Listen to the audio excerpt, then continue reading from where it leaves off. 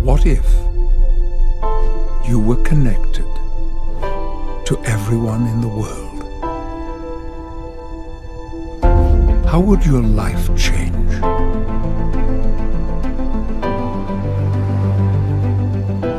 What if you could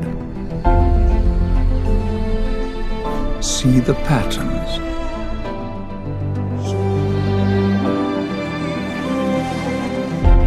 see the beauty,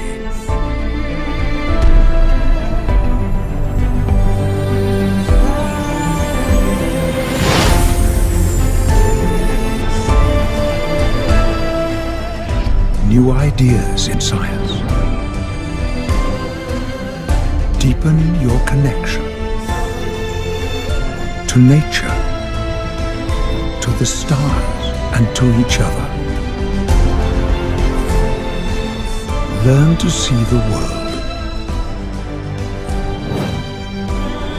differently.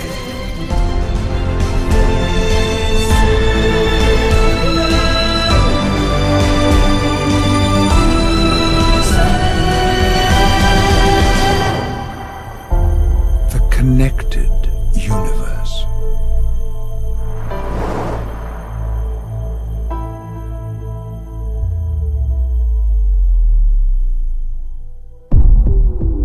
Do we truly see the universe when we open our eyes?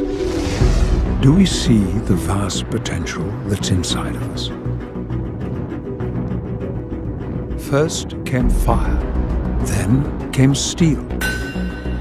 And it wasn't long before we started asking some big questions. Who am I? Why am I here? Some of the greatest minds in our history, Pythagoras, Socrates, Plato, Rumi, Leonardo da Vinci, Michael Faraday, Max Planck, Nikola Tesla, and Albert Einstein all start to explore the big questions of life and our universe.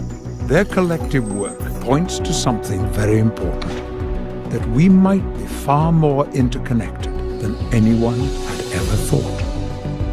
Their ideas were way ahead of their time, so they left hidden messages for others to find later, because in their day they could only share their knowledge with a few people.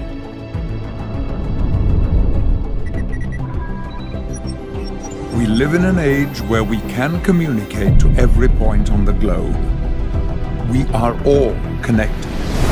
But it's more than just a feeling. It's also a mathematical equation.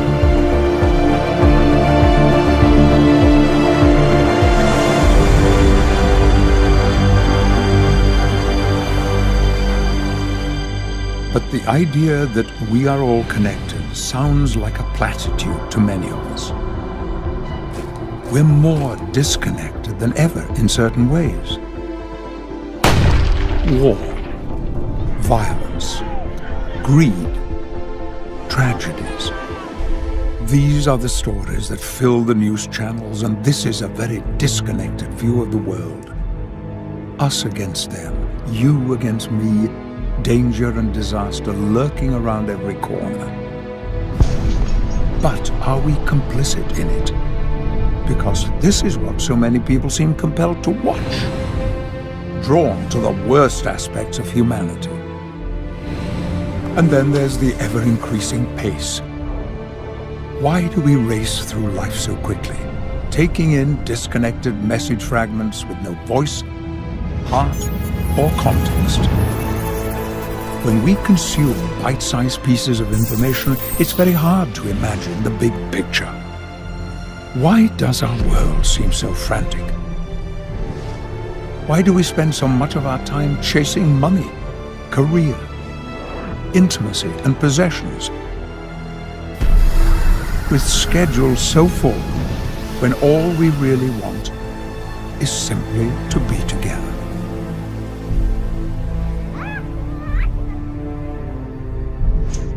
For all of our progress, we've lost connection to the one thing that really matters. We remain disconnected while pretending to be connected. And being connected at a distance makes it easier for some people to say hurtful things.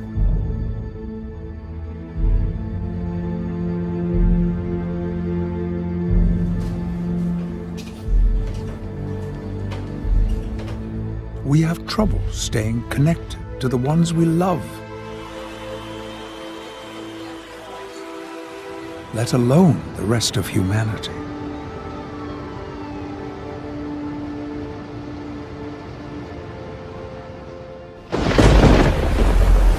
There is fear and there is beauty.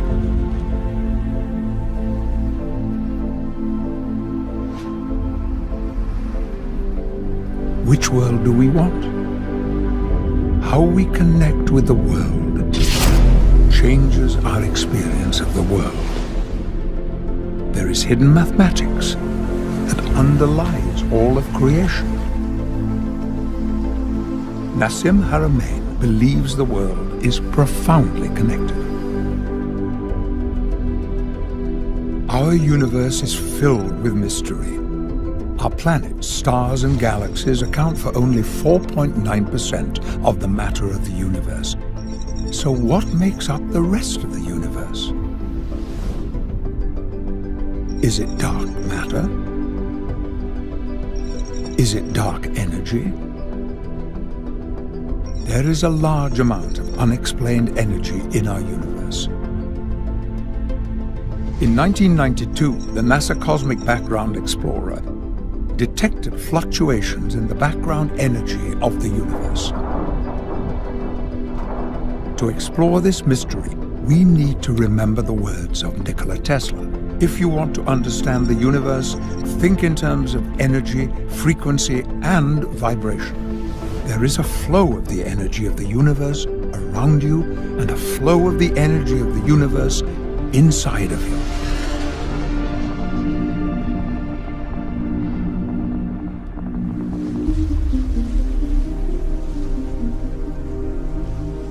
When people realize that everything is connected, this sense of separation, this sense that we're isolated, hopefully that goes away. And it's replaced with this feeling that we're part of this incredible creation in which everything is interdependent on everything else. And that everything is connected through this energy that's in the space. And then actually it's the space that creates matter and reality and them. They're part of the whole thing.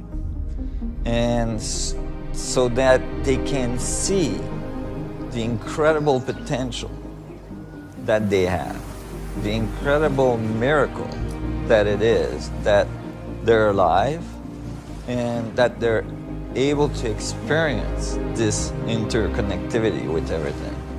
It's a feeling of resonance and a feeling of connection with everything in the natural world.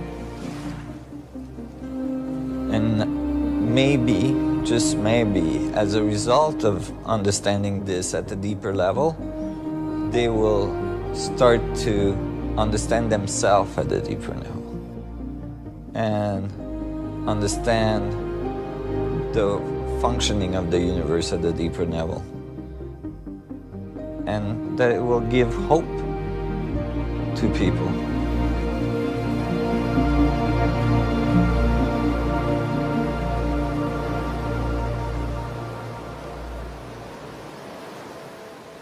Could there be a scientific basis to the way we are all connected?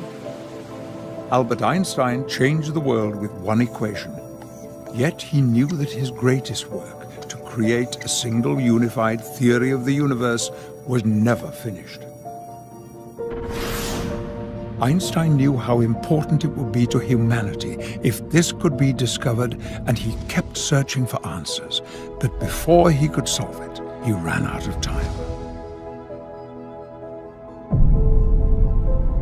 Others have built on the work of Albert Einstein in the search for a unified theory of everything.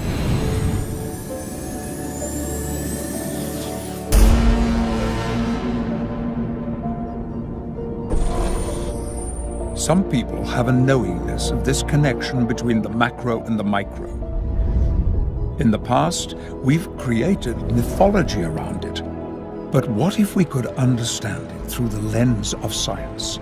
Nassim Haramein has been exploring how everything is contained in everything else. The exploration of the universe through mathematics and physics has been complex.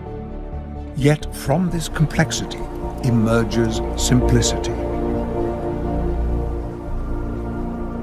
What if there is a way of proving that everything is connected and one at the same time? To understand this, we must take a journey, and our journey begins with the proton. If you remember back to your high school science class, atoms are everywhere and the protons are at the center of every atom. Therefore, we must accurately understand the proton if we're going to understand the universe. New measurements of the proton suggest we must change our existing way of thinking. Nassim Haramein was the first person to have accurately predicted the new measurement of the charge radius of the proton.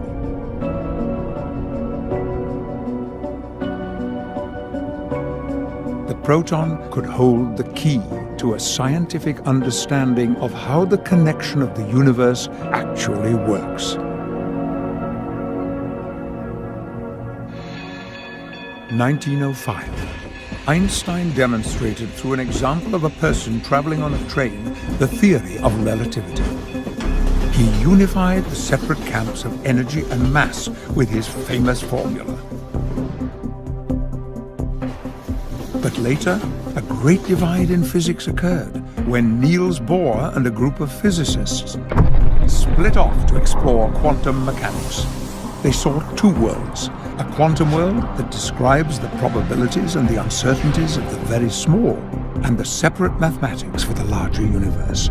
Creating this division led to a very disconnected way of thinking.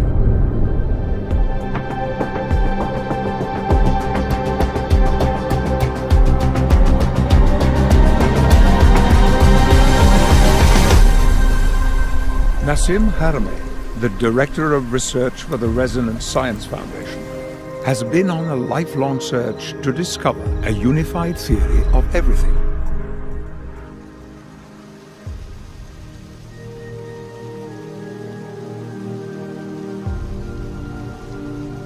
My passion for learning never subsided.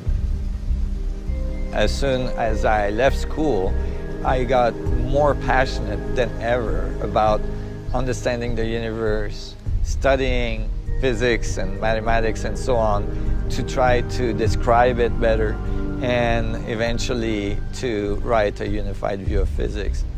To me, it was critical that we understood the source of reality. We come here and we experience this life, and most people don't ask, like, how did I get here? What is this life?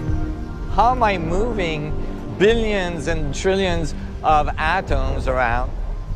I was exploring all this for my own personal satisfaction. It really wasn't to get a master's degrees or a PhD in some institution.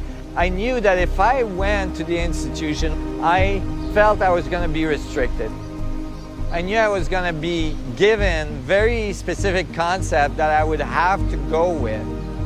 I didn't want that. I wanted to be completely free to think what I wanted to think as I explored.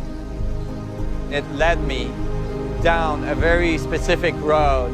Certainly some of the things I thought turned out to be wrong, but eventually I started to home in on the stuff that worked together, and I found something I think very fundamental and very profound. To understand how everything is unified, Nassim had to study nature. He had to look at patterns. He looked at the macro and the micro. He started asking questions about some of the fundamental principles science has taken for granted, and started to wonder if, somewhere, we went off on the wrong track. As he continued his journey, he began to understand that in order to see how everything is connected, we had to look at everything.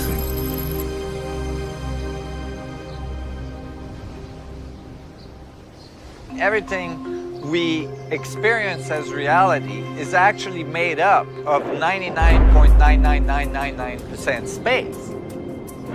The little part that's not space, or the little part we define as something, the material world, is actually just a little oscillation, a little electromagnetic boundary that we are bumping against, and we call that our reality. We call that a stone, an atom, we call that the water, the sand, or a star, a galaxy. And so maybe instead of looking at matter, defining the space, I start to think maybe it's space that defines matter.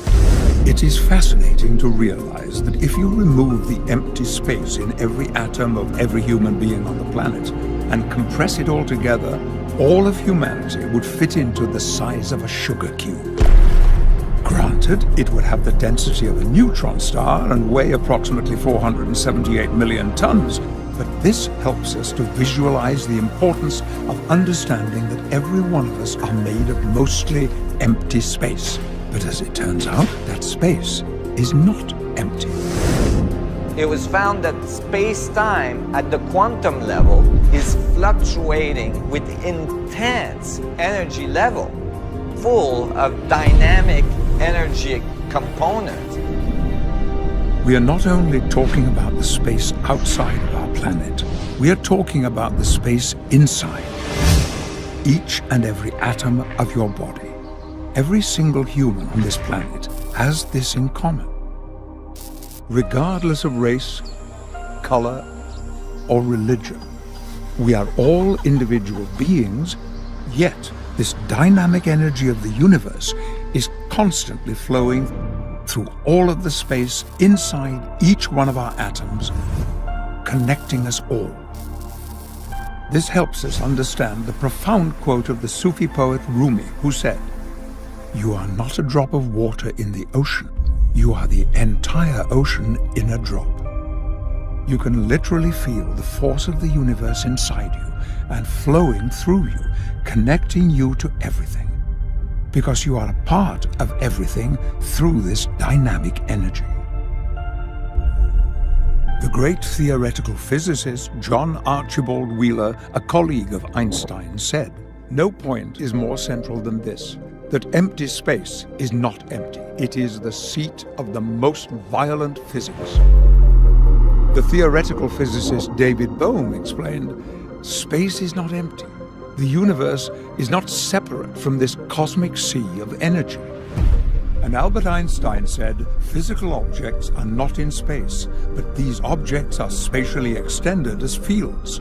In this way, the concept of empty space loses its meaning."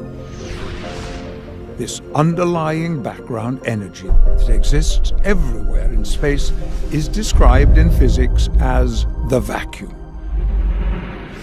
What if there was a way to connect to this vacuum energy rather than depleting our natural resources?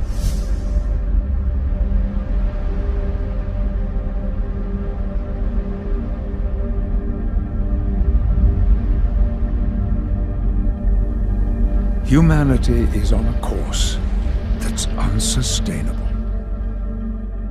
For millions of years, magnetic fields have been around us without us knowing about them, until Faraday figured out that by moving a little magnet across a set of wires, we could get an electric power source that could power all of the devices we use today in our society.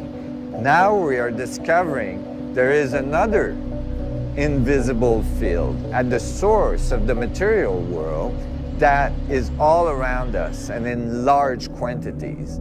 And by learning how to tap into its structure, we could power our world for generations to come. Scientists from around the world are looking for a solution to tap the vacuum energy that is all around us. And it is important that they succeed. Current wars and potential conflicts of the future will be fought over resources like oil and water. Abundant energy will help create stability in the world and reduce the threats of the perceived energy supply disruptions that cause countries to go to war. War has been a big part of humanity's past.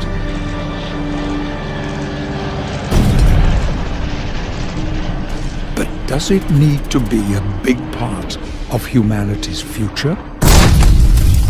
War has brought untold sorrow and suffering to mankind, and it is perhaps the strongest example of what can happen when we become so disconnected.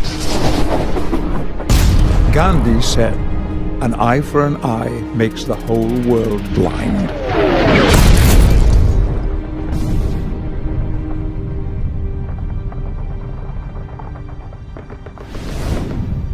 With our modern capacity to wage war, there can be no victors.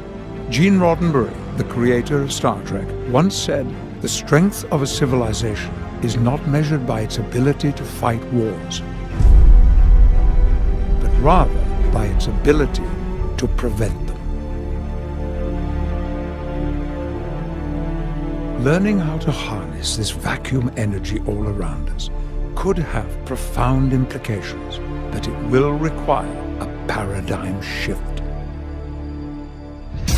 Some of the greatest advances in science have come from people with the courage to pursue ideas that challenge the accepted wisdom of the time. It was common for these new ideas to meet with rejection at first. Galileo was imprisoned.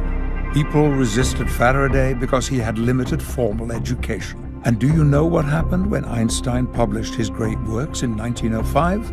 Nothing happened. People didn't connect to his ideas.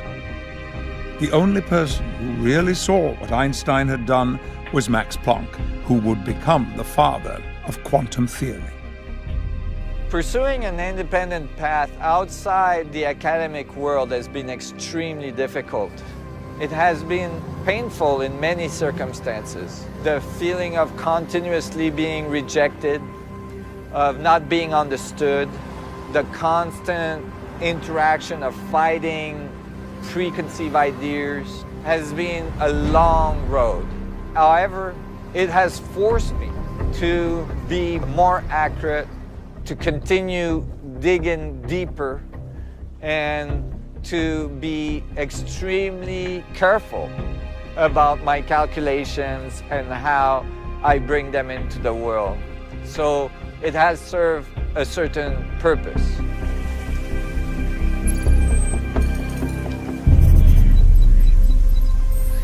Our material world is not as solid as it appears at the quantum level.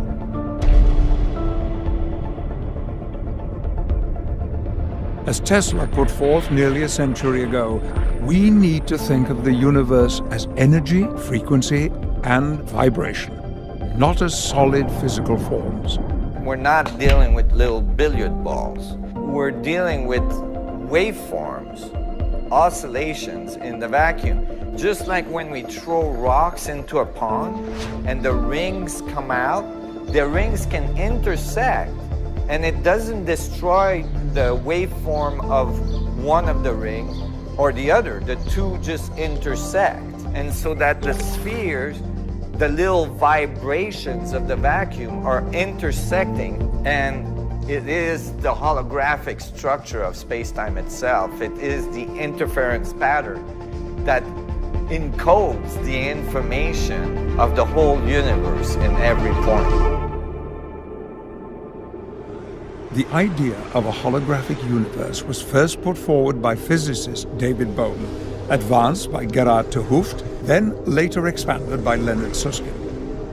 It was inspired by new understandings of black hole thermodynamics, that the information of the black hole is present on the 2D surface of the black hole, known as its event horizon. A simple example is that if you throw a wallet into a black hole, as the wallet is being consumed by the black hole, all the information contained in the wallet would become present on the surface of the black hole, because it is a rule of the universe that matter cannot be created or destroyed.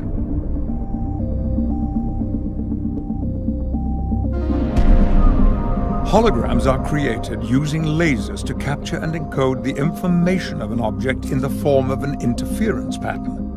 The light reflected from the object is combined with that of a reference beam to create an interference pattern which can be retained on a photosensitive surface, creating a complete image that can be viewed in its entirety from all angles.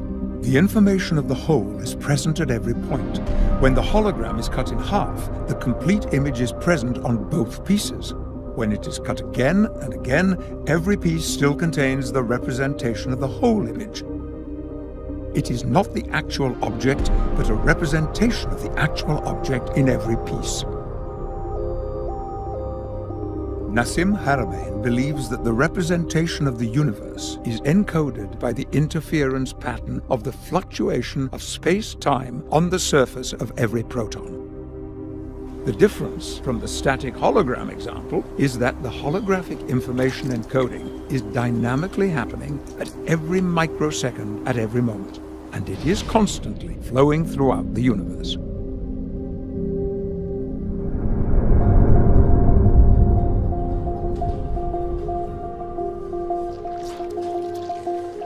We often hear the sentence or the concept, everything is connected, it's all one. We hear that from even masters in ancient civilization or modern thinkers, philosophers, spiritual people. And it's a great concept. For many people, it resonates as something true. But how is that true? Some of the work I've been doing starts to open the door to understanding the dynamics and the mechanics on how everything is connected, so that it's no longer just a dogma or an idea, but it's actually based on the physics of reality.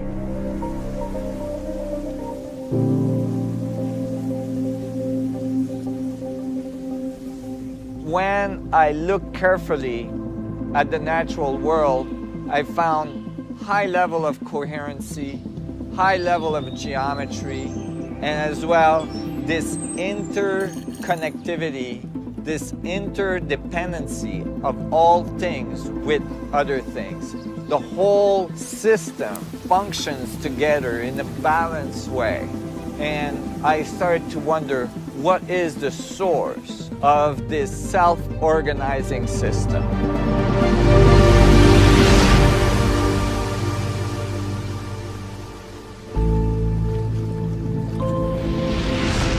What do you see?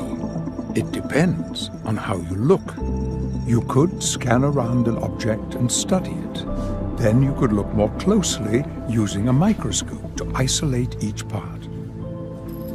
In this instance, you would see millions of fibers and could spend a long time studying them. When you look too closely, you only see part of the picture. It is when you pull back that you see the part each fiber plays and how it is related to the others, and then the bigger pattern emerges. Imagine the new understandings we will gain if we could all learn to think differently and to look at our world through a big picture, connected perspective.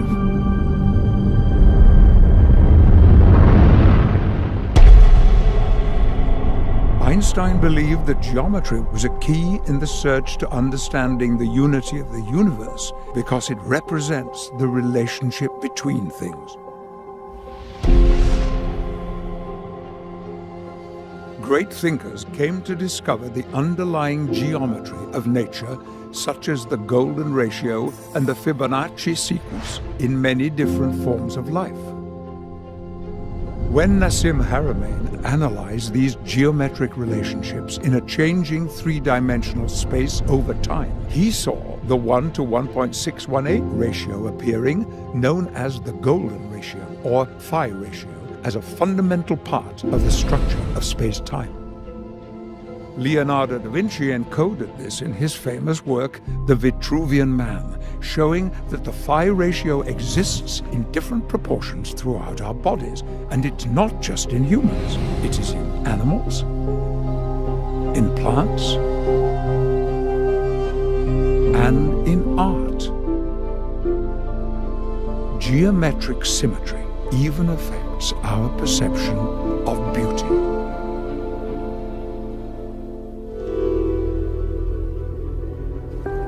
Spending time in nature teaches us that everything is interconnected and everything is interdependent on each other. We have a tendency to isolate systems and then analyze them as if they were not in relationship with anything else in the universe. So that many of our laws of physics starts with the statement within an isolated system. But then if you look up isolated system in the physics dictionary, you find that no such thing has ever been found. That is, nothing can be isolated completely from everything else in the universe. Gravitational fields cannot be isolated, electromagnetic fields, and so on. So we need to write science that takes account of the relationship of all things with each other. And I think if we want to find the fundamental principles of creation, we have to experience nature from an experiential base. And then the mathematics should come together simply and show beautiful results. It's too easy for scientists to get into the laboratory and just keep trying to work out the theory and lose contact with the natural world.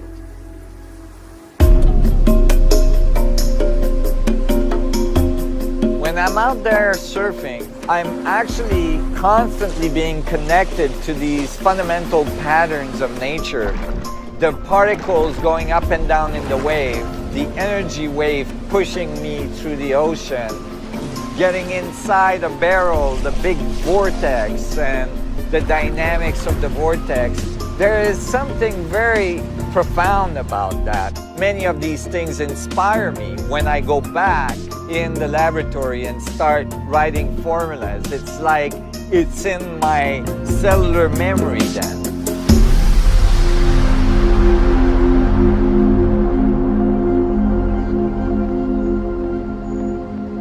For many of us in cities, nature is but a faint memory.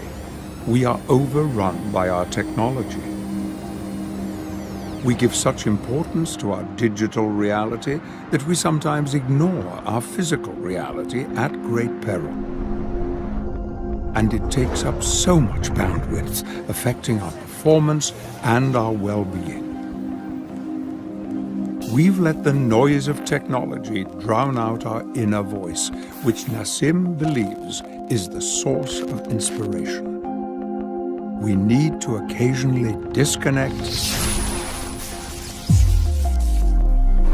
in order to reconnect.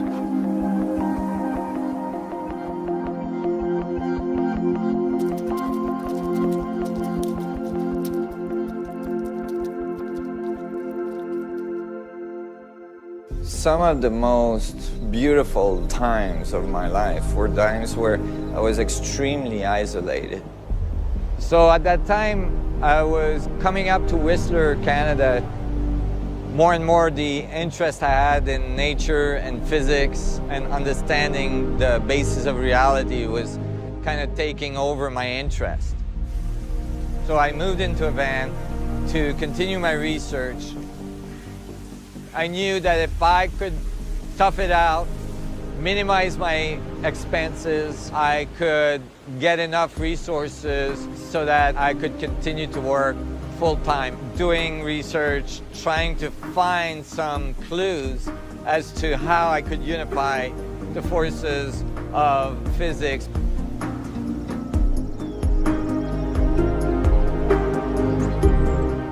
And And I was in this amazing research zone where information was just flowing through, and I was researching, I was finding more and more information, and the pieces of the puzzles were coming together, and moments after moments of illumination. Oh my God, oh my God, oh my God, one after the other, and it was just so beautiful.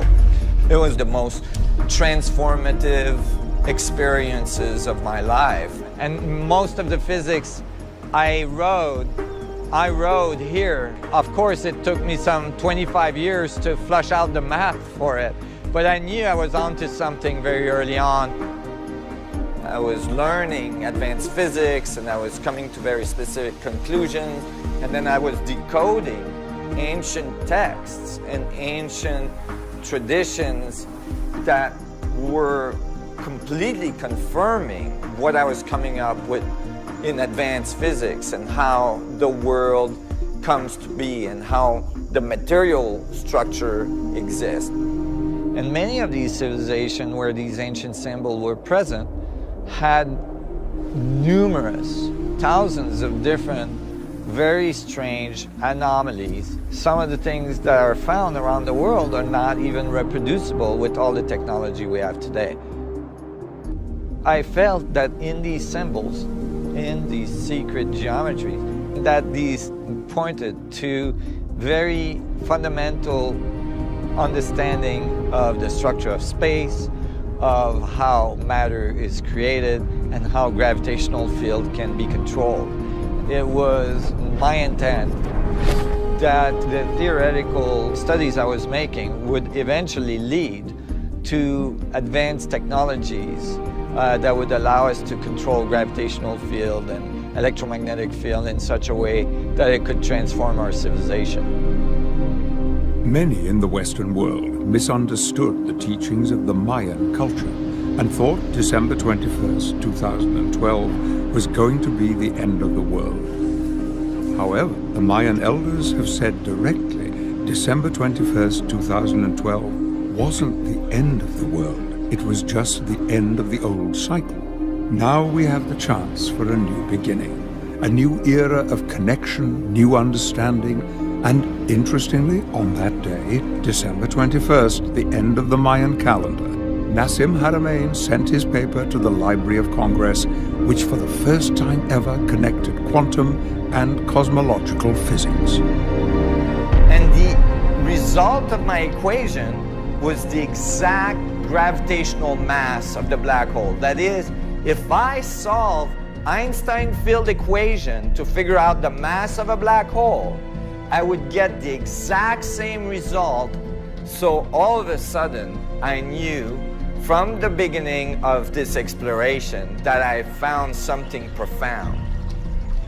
If space is what's connecting everything, if space is what everything emerged from and returned to, then space is the great organizer.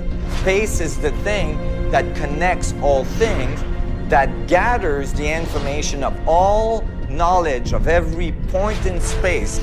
If we look at all the little fluctuations of the vacuum, the amount of energy inside the proton, in the vacuum fluctuation, the mass of the vacuum inside the little teeny proton in the center of an atom is equivalent to all the other protons' mass in the universe. That is, all the rest of the matter in the universe is represented holographically by the vacuum fluctuation inside one little proton, so that one little proton is connected to all other protons in the universe.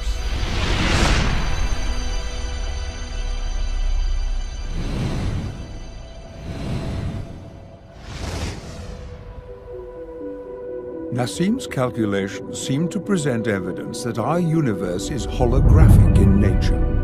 Another big question in our effort to understand the nature of things: is the universe random? Think of the amazing biodiversity of our planet, of all the living things. We live in a wondrous world. Think of the complexity of a chimpanzee. Consider a jellyfish, or a blade of grass. Or something less complex, something not alive, a simple Rubik's Cube. 3 rows, 3 columns, 3 deep, with 6 colors. What is the mathematical probability of solving that by random chance? 13.8 billion years is the current estimate of the age of the universe. If you could send a blind person back in time with a scrambled Rubik's Cube, and they could make one move every second, how long do you think it would take them to solve it? In the 13.8 billion years of the existence of our universe, you would have less than a 1% chance of solving it. So how much longer would it take to ensure that you would solve it? There are 43 quintillion possible states for the Rubik's Cube. To move through every possible state without ever repeating the same one, it would take 1.4 trillion years. And you would have possibly solved it at some point. But it could have taken billions and billions of years longer than the existence of our universe to solve a simple Rubik's Cube by random chance. Now imagine the incredible complexity of a human being with 100 trillion cells that are communicating every millisecond to ensure all systems are go. Imagine all the moving parts, all the possibilities. How long would it take to organize that? Because we are so vastly more complex than a Rubik's Cube.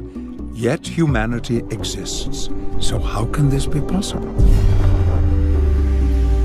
What if we could tell the blind person something? If we give just one little piece of information, yes, you're going towards the solution, or no, you're going away from the solution, then within a few minutes, the Rubik's Cube would be ordered. So from billions and billions of years to a few minutes with one simple feedback of information, that gives us a clue about the probabilities of how the biodiversity and the structure of cellular systems and all of our complexity that occur could have come to be with one simple feedback in the structure of space itself. Our universe cannot be purely random. There must be a feedback mechanism in the flow of the universe. Further evidence that this must be happening can be seen in fractal mathematics. For thousands of years, traditional mathematics mostly described man-made objects and motion. It could describe a pyramid or a column, but for living objects like a flower or a tree, you need fractal mathematics. Fractal mathematics are the underlying patterns that build the natural world. The great mathematician Benoit Mandelbrot created computer programs that use fractal mathematics to render complex forms. When Hollywood wants to create a whole new world in a science fiction film, a new planet, new plants, and new life forms, they use animation based on fractal mathematics to create a complexity of the natural world. To describe nature using math, you also need a feedback loop called iterations. If you start with a simple form, then iterate the formula, which means the formula feeds back on itself. You can see the complexity grow with each iteration. It is fascinating and beautiful to watch.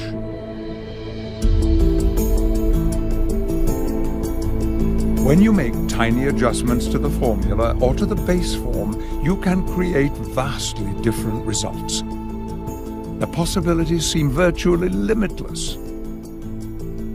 Witnessing this incredible variety and complexity helps to understand the vital role that the feedback mechanism plays in our universe.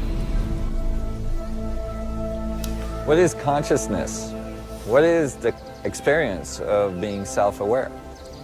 In order for such thing to occur, there must be a feedback of information. For instance, you looking at yourself in the mirror, knowing it's you. What if consciousness is actually a function of how space feedbacks on itself, which would be a dynamic that could generate self-awareness. Us feeding information to the structure of space-time and space-time feeding information back in terms of our experience every day. This feedback mechanism could be the source of the self-organizing system that we see all around us at the biological level and eventually becoming self-aware or conscious. This being the very extension of space-time looking back at itself and learning about itself.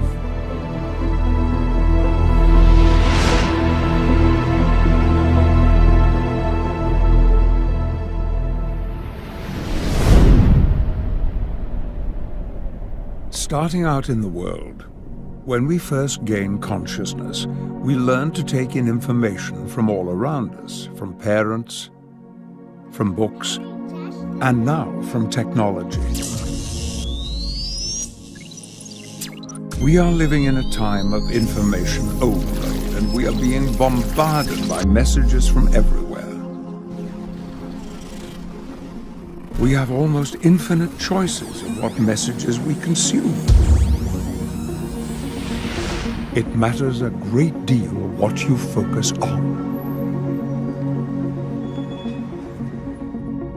We know the universe has a feedback loop, and our brains have a feedback loop as well.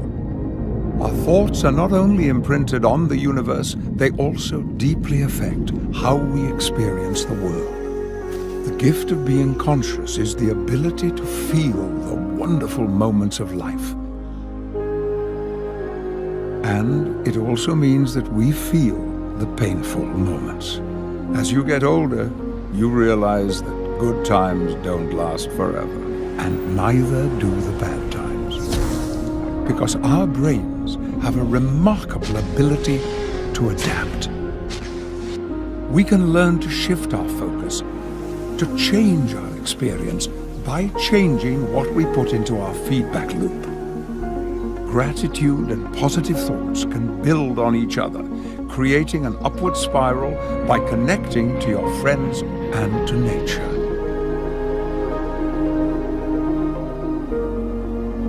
You have the power of the universe inside of you, and you can overcome anything in life.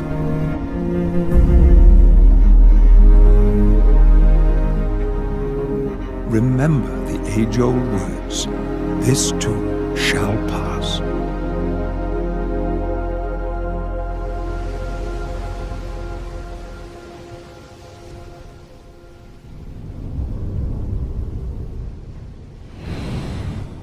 As an individual, you put your thoughts and intentions out into the universe.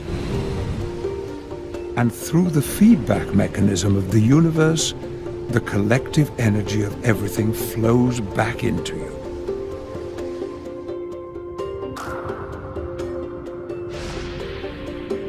You are in a constant cosmic dance with the universe. The great poet Rumi said, "Stop being so small. You are the universe in ecstatic motion."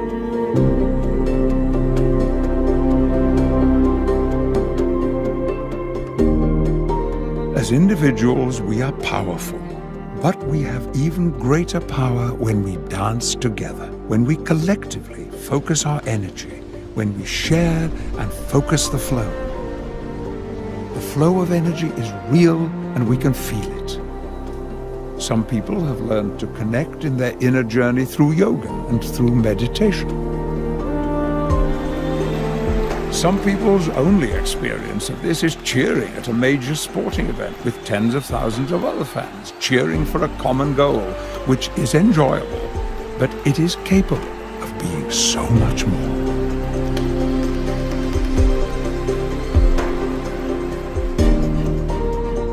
Humanity is able to accomplish amazing things if we come together on a global scale to create positive change and elevate our collective evolution.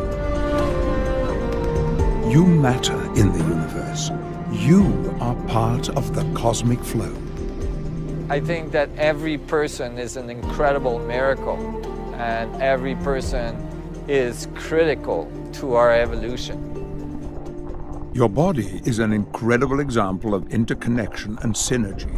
All the systems working together without even a conscious thought, in concert with your brain. Your brain may be one of the most amazing things we know about in the universe. It's doing billions of operations per second and doing everything it can to keep you alive. If you take a moment to connect to your body and appreciate all the invisible processes it does for you, it heals your cuts, helps fight disease, gives you energy. What if you stop being judgmental about the appearance of your body and choose to love your body for the incredible miracle that it is? How do you think your life would change? Your body is the vessel by which you experience the world and the universe, and it allows you to be part of the cosmic flow.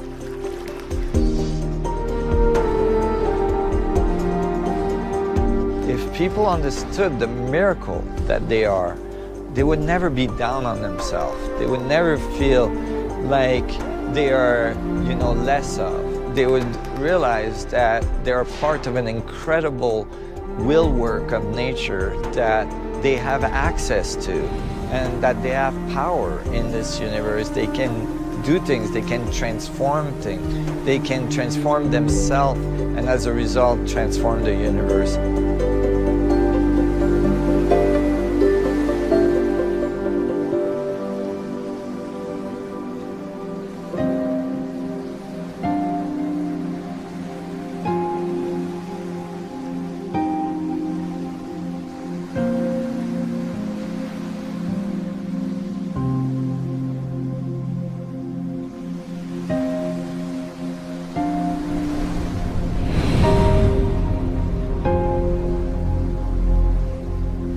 Famous mathematician Benoit Mandelbrot proved that the smaller the unit of measurement that you use, the more accurate your final result.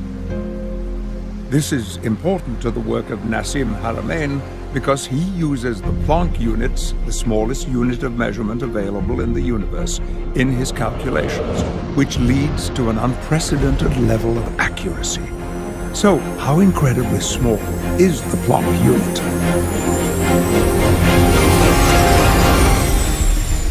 In order to give you a conceptual notion of the relationship in size between the Planck and the proton size, if the Planck was a little grain of sand, then the proton would be the size of the distance between the Earth and Alpha Centaurus, an enormous bubble that spans large amount of space, some 4 light years across.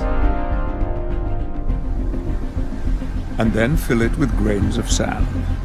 That's how many Planck units are in the proton. Imagine every grain of sand on the Earth would just be the tiniest speck of the number of Planck units on a proton. Not only does this show how small the Planck unit is, but it also shows how many Planck units fit in a proton. Haramein calculated that all the little Planck pixels add up to all the information of all the other protons in the universe, and that the fluctuation of the Planck oscillators creates the information network that the universe uses to get constant feedback.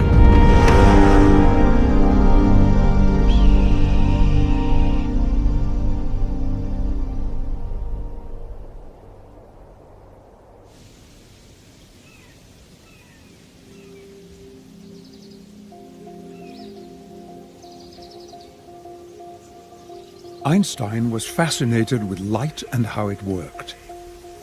His famous thought experiments would lead to several counterintuitive ideas that would forever change our world. One of those ideas was his theory of relativity. Einstein's general theory of relativity explained gravity as a consequence of the curvature of space-time created by the presence of mass and energy, and that space-time could be calculated through geometry. It literally acts like a fabric that stretches and bends. When you put lighter objects near a heavier one, they spin in the gravity well created by the large object. Einstein saw the fabric of space-time and gravity as continuous. Harriman sees the fabric quantized with a sea of almost infinitely small Planck pixels. So it behaves like Einstein's fabric on a cosmological scale, but the big breakthrough is that because it is made of tiny quantized Planck pixels, it allows for the forces of spin and gravity to be accounted for by Harriman's geometry at the quantum level. If you think of the water in a perfectly still kitchen sink, it could look like a single sheet of water. But if you pull the drain, the water spins around the drain while the rest of the surface is perfectly flat. This is how Harriman's work gets results like Einstein's single sheet. Yet because the water is really tiny individual drops, it allows for spin to be present at the quantum level. The other difference is that we can't think of it as a single sheet. Think instead of it being stacked infinitely high and infinitely low, infinitely right and infinitely left, in a giant Planck pixel soup that fills the universe, allowing spin to occur anywhere. Einstein geometrized space-time at the cosmological level, and until he died, he believed that there were gonna be a solution to do the same at the quantum level. So I was very much inspired by that. As Einstein was fascinated by light, Harriman is relentlessly fascinated by the forces of spin. Everything in the universe has spin. And I came to conclude eventually that the fundamental torque that produces the spin comes directly out of changes in density in the structure of space itself. Just like a little change in density between hot air and cold air produces a hurricane, which if you look carefully looks a lot like a galaxy. The same forces are generated in the structure of space itself because of a gradient or a change in the density of the energy of space. The structure of spin is critical to our understanding of the dynamics of the universe. Think about all the ways we are spinning. The Earth spins at about 1,000 miles per hour at the equator.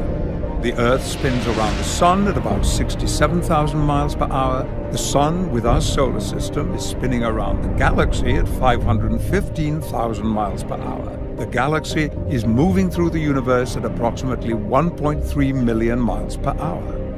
Our DNA expresses spin. Atoms spin. Protons spin. Everything in the universe spins. Spin may be the one thing that connects us all.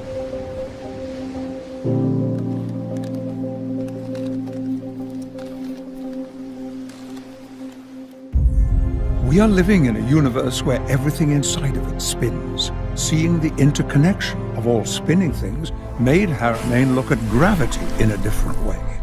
Gravity is one of the most mysterious forces in the cosmos, which is why so few quantum models include gravity. This is part of the reason for the disconnect between the quantum world and the cosmological world. Harriman asked the question, where is the best place in the universe to observe the most intense interaction of the forces of spin and the force of gravity? The answer? The edge of a black hole. Harriman has studied the possible connection between the forces of spin and the forces of gravity being intertwined at a quantum level. The spin dynamics of the structure of space-time itself is what produces what we call the black hole. And this new equation proves that. It proves that it's the Planck fluctuations that produces the effect. The black hole is actually the result of the little Planck's vacuum oscillations dynamically, collectively organizing. From this new perspective, we start to see galaxies in a new way. Haramain's theory predicts that there may be a supermassive black hole at the center of every galaxy. It would be almost like spinning a coffee in the morning, where the coffee is completely black, a very dark black coffee, and you can't actually see the spin very well. But as soon as you put the cream in the coffee, all of a sudden the spin appears. Like the stars and the dust and the electromagnetic radiation in a galaxy makes the spin that's already present in the vacuum apparent to us. And we go, oh look, there's a galaxy with a black hole in the middle, where the black hole and the structure, the spinning galaxy, are actually present prior to us being able to see it. Universal black holes, these huge giants in the middle of galaxies and quasars and so on, are actually the same dynamics inside a teeny object we call an atom. And when we're looking at a proton or the nucleus of an atom, we're looking at the same structure, the same dynamics of black hole, but in a very teeny object. Leonard Susskind, the director of the Stanford Institute for Theoretical Physics, who is best known for having won the black hole war with Stephen Hawking on the information paradox, stated in a mini-lecture series that there is no sharp separation between particles and black holes. Many physicists, including Leonard Susskind, are independently exploring new understandings of black holes. Haramain's proposed connection between the black hole forces and protons could prove highly significant. We're made out of these objects. We're made out of protons and atoms and molecules and all this, and so it would stand to reason that the same kind of dynamics should be found even at the biological level. And that is what creation is. It actually emerges from the vacuum through the black hole structure into our reality. New studies have shown that the spin rate near the surface of black holes seems to be very high. They spin close to the speed of light. His theories from 20 years ago predicted that result. These are all components that tells us that the black holes are not the result of the material world, but maybe that the material world is the result of the dynamics of black holes.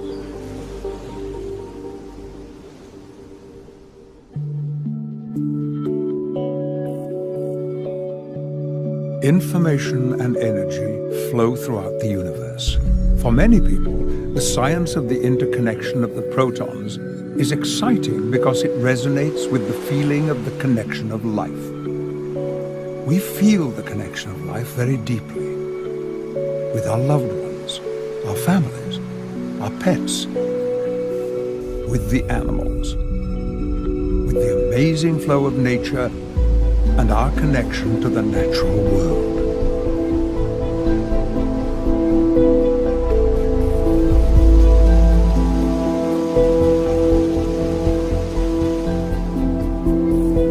Since our earliest beginnings, humanity has depended on the sun and the stars for food and navigation.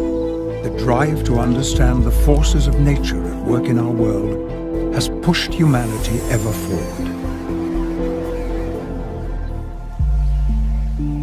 For millennia, humans have looked at birds and dreamed of flying. But for most of human history, flight was considered impossible.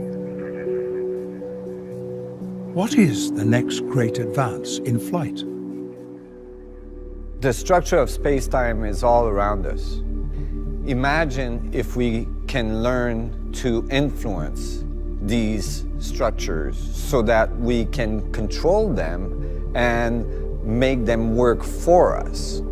Gravity is a result of these little fluctuations in the structure of the vacuum. And by controlling those, by influencing those, we could be able to levitate things. Some incredible possibilities open as soon as we understand these fundamental mechanics of gravity and learn to control them and influence them. There's over 50,000 flights a day. Imagine if all these flights didn't require fossil fuels. Imagine the positive environmental impact this would have on our society. However, in order for us to evolve to a society that's able to fly maybe through its solar system or even through its galaxy, our technology, our understanding of the forces of nature, such as gravity, have to go to a deeper level. The helicopters behind me produce massive amount of lift by creating these small pressure differential and generating vortices in the structure of the air. Now imagine what we could do if we could create the same type of depression or the same type of gradient change in the structure of the fluctuations of the vacuum itself. The space would curve and generate what Einstein described as gravity in space-time curvature. By doing so, we could control the gravitational field. Is it possible to create a gradient in the structure of the vacuum itself? We already do this with the Casimir effect, where we create a little gradient between the two plates that forces the plates to get pushed together. And now we've succeeded in doing what's called the dynamical Casimir effect, where actually instead of using plates, we're using little semiconductor mirrors, and we're able to oscillate them really fast, and as a result we're able to like pop little photons right out of the vacuum. So we're actually already extracting little bit of energy directly out of the vacuum. This opens incredible possibilities. Tapping into the network of the structure of space leads to space travel across very large distances and so on. We have already sent probes past Pluto and out of our solar system, and Hubble has peered into the unimaginably vast reaches of space. And we have come to realize that we are connected to it all. Your connection with the universe began long before you were born. Did you know that the atoms and elements of your body were forged in the hearts of stars? Carbon, nitrogen, iron, and then when that star exploded, they were spread throughout the universe. The atoms in your foot may come from a different star than the atoms in your hand, and different from the ones in your heart. We are connected to the stars in a profound way, literally made of stardust, individual examples of a living, connected universe. Our mountains have watched humanity rise. Yet, what have we risen to? Are we at our best? Are we capable of so much more? Imagine if we open our eyes to new ideas, the heights to which we could rise, and make that journey for ourselves and for all of humanity. Because we are all one. It has been a long road to get to the place where we truly understand the concept, as above, so below, as within, so without. And that the forces of black holes are present in something as small as a proton. This changes the way we see the unity of our world. As the dreams of our future take flight, this becomes an equation for a more connected humanity.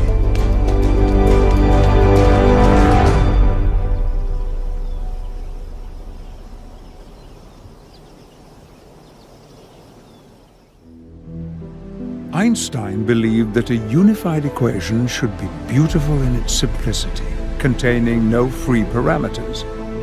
This is Nassim Harameyn's equation. It contains no free parameters, and it solves for mass and gravity, both at the cosmological and quantum scale, with simple geometry and algebra. I took the radius, I calculated the surface, I calculated the volume, and then I divided by the little Planck spheres to figure out how many is inside and how many is outside. So that the outside was denoted as eta in our paper and the inside as capital R. And then I just did R over eta. I just looked at the relationship of the inside information to the surface horizon information. And I got a ratio. And eventually, I multiplied that ratio by a mass, the Planck mass.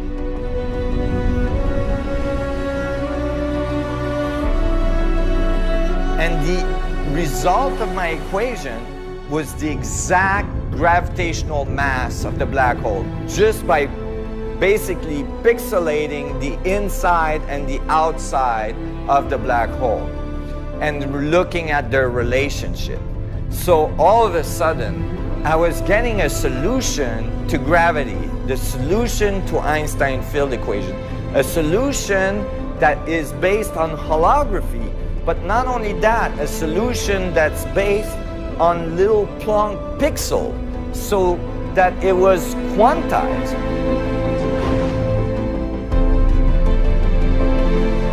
Einstein said we can't solve problems by using the same kind of thinking we used when we created them. Creating this bridge to unify the great divide in physics is an important step forward in advancing a more connected view of physics. So in the paper that I wrote and I sent to the Library of Congress for copywriting in December 2012, I make this little prediction that the radius of the proton should be exactly this value. And I state in the paper that more precise measurement in the future may confirm this theoretical result. I started to work on getting the paper published and sending it to colleagues around the world. I was getting very good reviews on it from very advanced physicists. And then all of a sudden, a paper was published. On January 25th, 2013, a new muonic measurement of the charge radius of the proton confirmed Harameyn's predicted value. The experimental results were not what the quantum world wanted to hear. The measurement came in at 4% smaller than what was expected by the standard model. And so it was very difficult for the scientific community to accept this measurement. Nassim, you're on Yahoo Finance News. What do you think about that? Oh my God. PBS.news. Changing the paradigm as we talk. History in the making. New connected universe theory offers an alternative explanation of gravity and mass, revealing potential new source of energy. That's big. Look, it's in the middle of the day. I mean, the night. Oh, that's fantastic. That's really awesome. Oh my God, it's incredible. The wire went out, and within minutes it was picked up by some of the largest networks and media on the planet. And it's already across the world. India, Germany, Europe is coming online. The East Coast will in the next few hours, I'm sure. I just feel like, okay, we're making a significant difference now. really kind of birthing a new paradigm, a new moment in the history of science and the history of understanding of the universe on the planet. Some 30 years I've been visualizing this moment where my work would appear on major news feeds all around the world. I mean, we got a lot of pickup on this news release. Today's the day. And it's kind of strange. It's a strange feeling. It's like, oh my God, it actually happened. And, you know, it seems like a day like any other day. But this is the day that it happened. And this could very well be the day that science changed forever.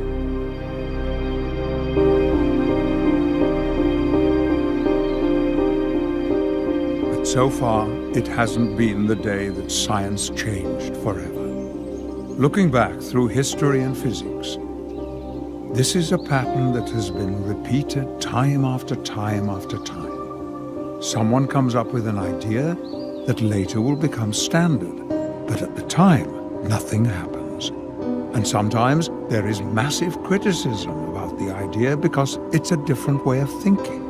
We are only now discovering some of the unpublished works of Sir Isaac Newton. He didn't share all of his work because it went against the religious dogmas of his time. It's a little bit like steering a large ship. The wheel gets turned, but there's no immediate change of direction. In the world of physics, it can take years. After he first published his paper, Haramain was invited to share his knowledge with one of the largest laboratories in the world. However, when the administration found out about it, that invitation was cancelled because they were focused on looking for a solution in a different way. After 30 years of work, believing that this would be his moment, history is again being repeated, that potentially a big leap forward in our understanding is not being recognized. What I'm most afraid of is that the world will misinterpret what I say, misinterpret who I am, and continue on their self-destructive path they are on today. And that this incredible opportunity in our civilization we've had to grow and to evolve to a galactic community will be missed.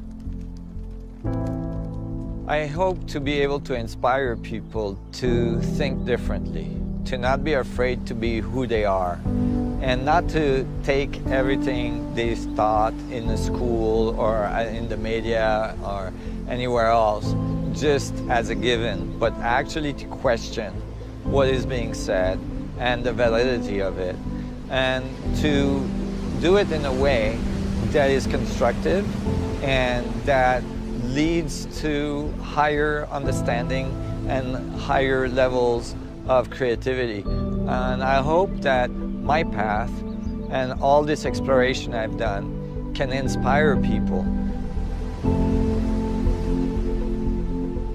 Science doesn't always change overnight. The Greeks theorized about the existence of atoms 2,000 years before we could actually detect one.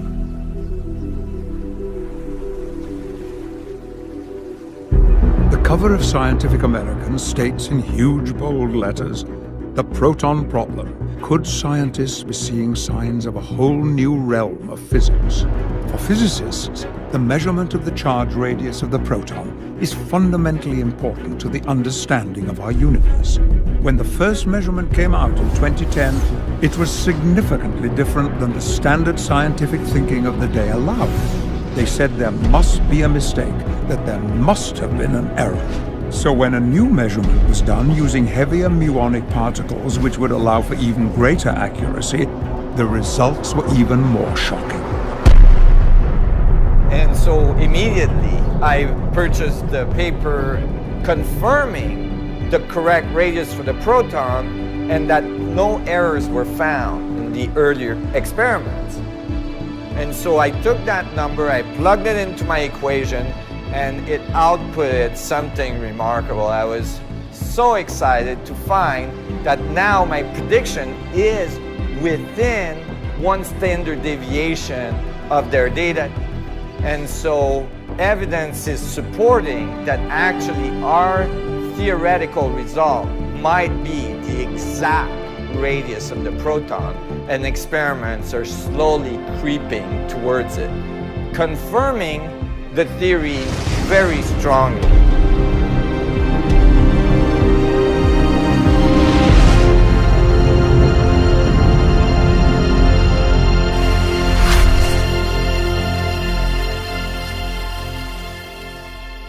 Standard thinking says that there are 4 fundamental forces in the universe: gravity, electromagnetism, the strong force, and the weak force. But the strong force and the weak force were theorized before we understood about black holes.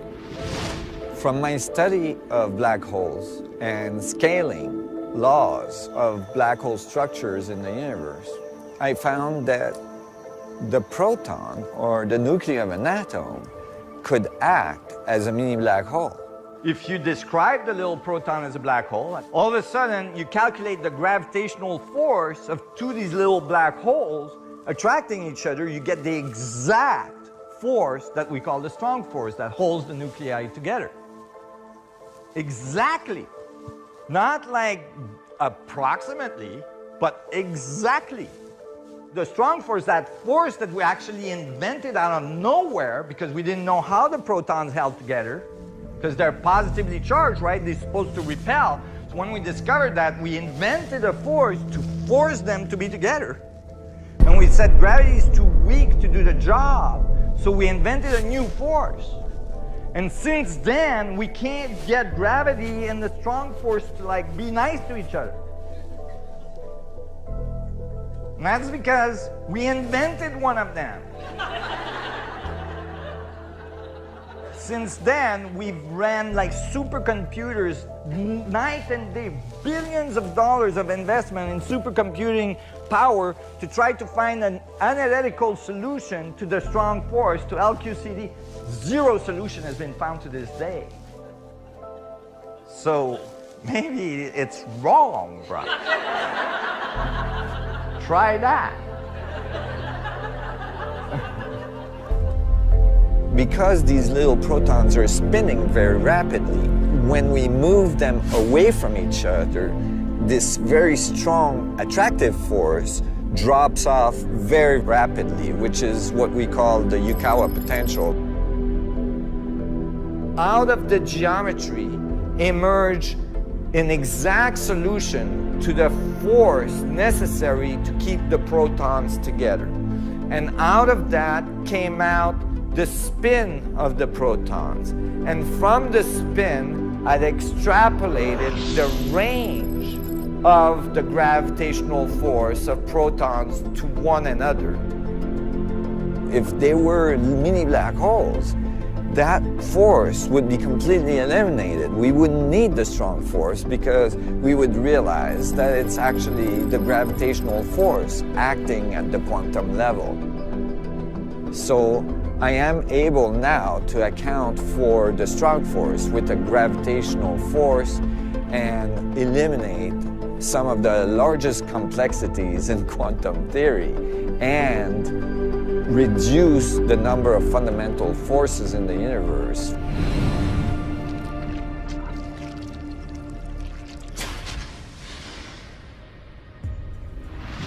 What really keeps me going, this amazing transformation I can see when a person realizes that they're connected to everything and that they matter in the universe.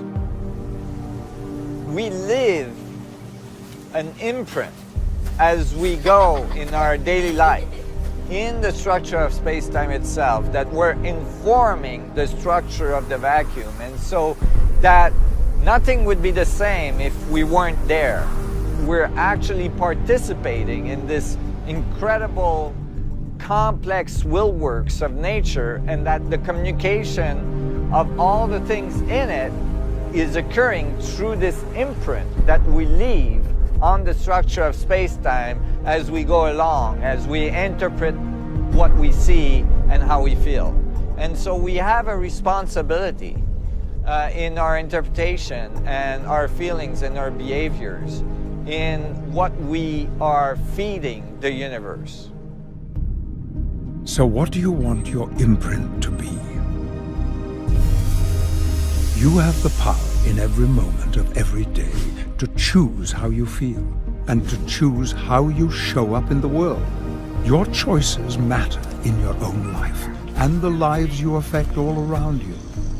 We can look at the world through the eyes of a child again, be filled with wonder, imagine, create, explore, and question.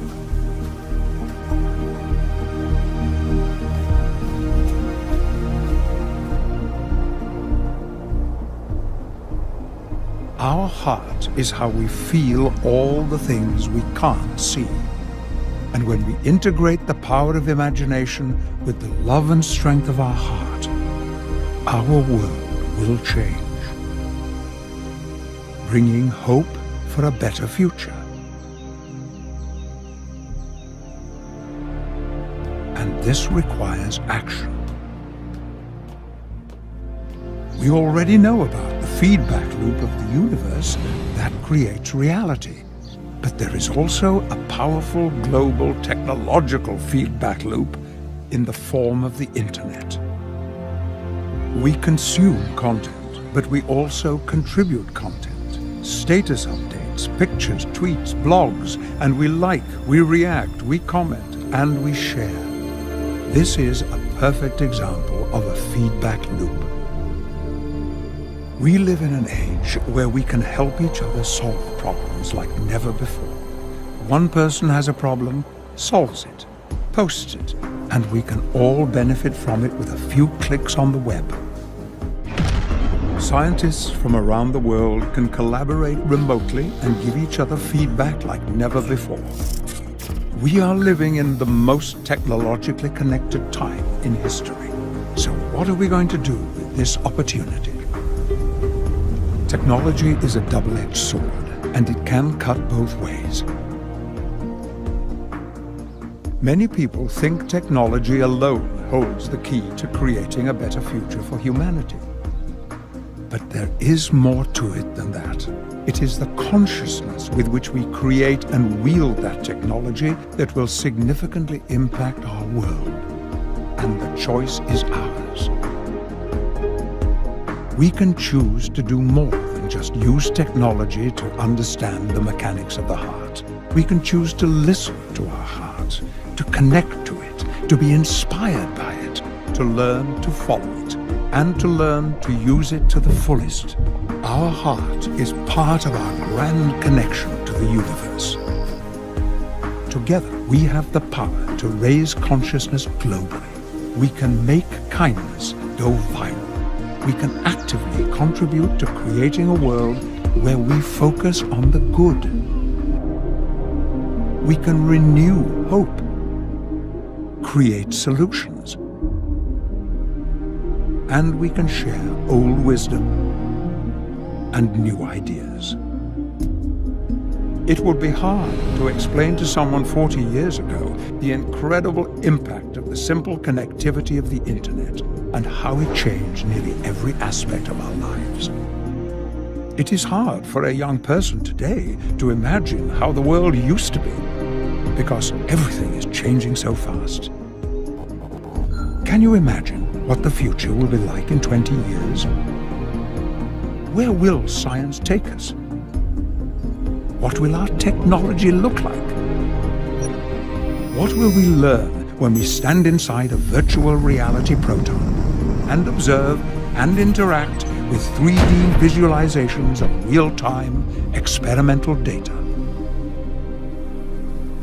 It's really exciting to see the interest that this new theoretical understanding is bringing. We're collaborating with industry and have now state-of-the-art laboratories to produce technological advancements that are critical for the evolution of our planetary system and our society, including energy production, gravitational control and all these things. So a lot of incredible things are happening, and we're making great strides in achieving a whole new level of understanding of our universe, ourself in it, and a whole new level of technology to go along with it. It is estimated that human knowledge took 1,500 years to double for the first time. Then by 1900, it doubled every 100 years. By the 1940s, it doubled every 25 years. And in 2013, it is estimated that it doubled every 13 months. And that time span continues to get shorter. But knowledge alone isn't wisdom. Leonardo da Vinci said, "Learn how to see, realize that everything connects to everything else." From this place of connected understanding, he became very prolific across multiple disciplines, making innovations in science, in anatomy, in biology, in engineering, and in art. Da Vinci and the other great masters have shown us that we no longer need to go through life with blinders on and look at things as separate. We can all learn to expand our vision and see the beauty of the connections that are all around us. And we can build bridges connecting our different disciplines and integrate our knowledge from a higher perspective. Those very important moments where you read something or you look at a theory that's being propagated by the establishment. You have a choice to accept it as a truth and completely ignore what may be going on inside of you that may be saying something different.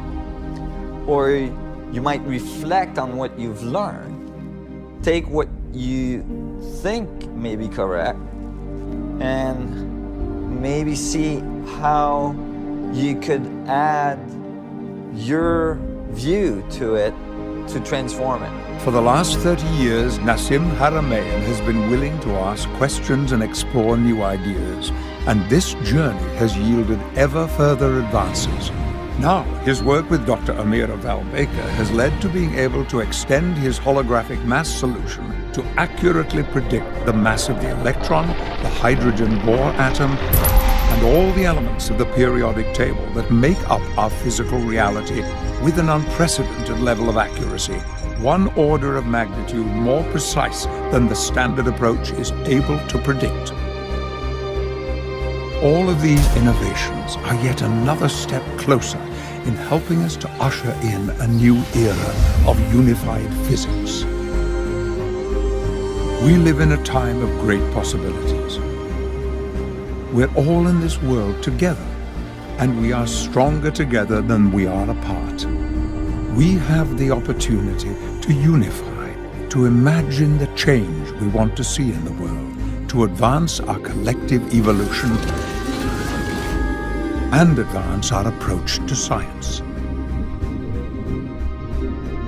We can imagine the world from a connected perspective to see ways to create new ideas in science, health, business, and in living more connected lives. Many people around the world are experiencing a feeling and a knowingness that something incredible is happening, that there is a great shift in consciousness taking place, and that people are awakening to the idea that the disconnected worldview can transition to a more connected way of being. This supports some of the most advanced philosophical and spiritual concepts that we find throughout the ages, from masters that have come and told us that everything is connected and we are all one. They told us that there is this background energy, which is the force that creates stars, planets, and life. Science is showing us that there are infinite possibilities to explore in the vastness of the universe. And you have almost infinite possibilities to explore within yourself. We can create a new future for ourselves, and we can co-create together a positive future for humanity when we explore. our connected universe.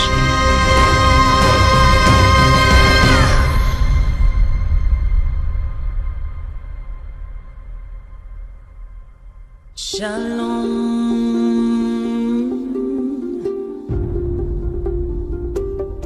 I see in you. Shalom,